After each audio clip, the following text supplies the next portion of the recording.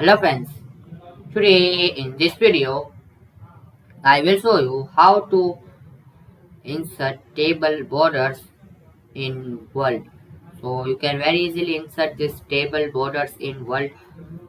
So firstly need to create table, so insert and table and create this table and now firstly create the table and select the area you need to insert table, then you can insert this and now need to add this insert this table border. Need to click on this box tab icon, so just click on it and in home tab you see here this borders option, so click on this drop down and here you see this bottom border and top left right, so select this all borders.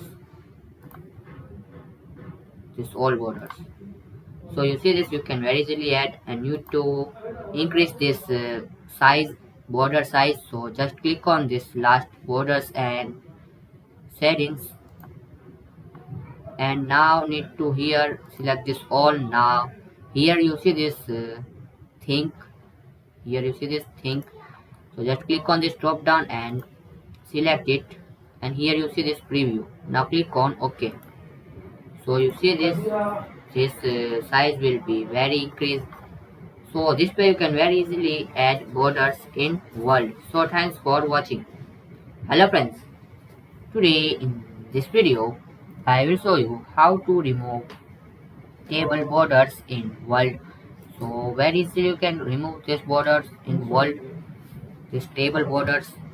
So firstly need to you see here this borders, this table borders, you need to select this, so you see here plus tab icon, so just click on it to select this all table and now need to click on here in home tab you see here this option borders, so click on this drop down and now click on borders and settings, this last option and here select this all and need to change this thing.